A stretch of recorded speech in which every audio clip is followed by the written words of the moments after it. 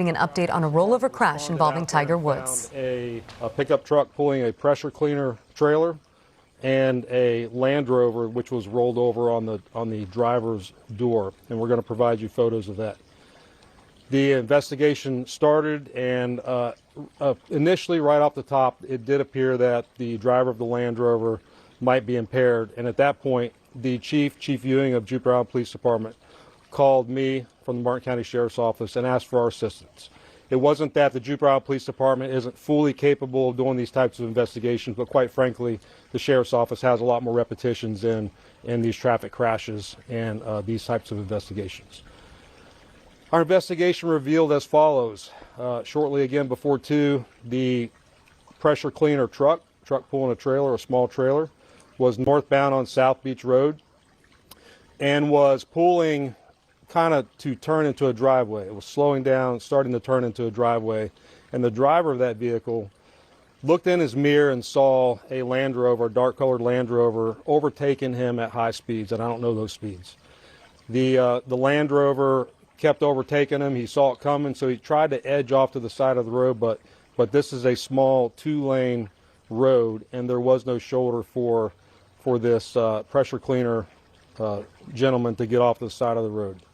As he was trying to move to the side of the road, the Land Rover overtook him at the last minute, swerved to avoid a collision, but clipped the back end of the trailer of the pressure cleaner apparatus, listed to the side, and then rolled on the driver's door north past the truck that had just avoided the crash with.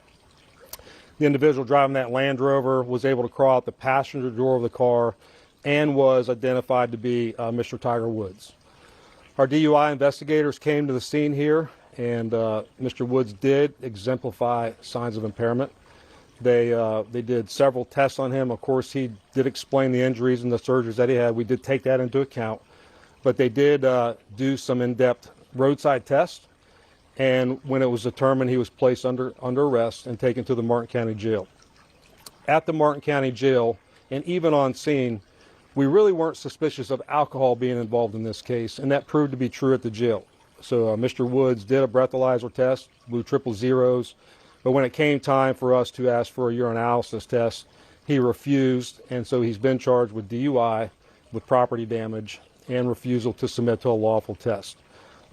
In the crash, no one was injured. Mr. Woods did not seem to be injured at all, and the other gentlemen were not injured. But this happened a few hours ago, so I've given you the information that I have right here, right now. So with that, let me kick it to you for questions. I'll answer what I can answer. Just to be clear, they're both going in the same direction? Tiger was coming up behind the guy in the pickup that was replicating? So the question is, were they both going the same direction? Yes. Both of them were in the 280 block of South Beach Road, driving northbound. The truck pulling a trailer was trying to slow down and pull over, and Mr. Woods was overtaking him at a high rate of speed before he clipped the back end and rolled his vehicle over on the driver's door. How many times did he roll over?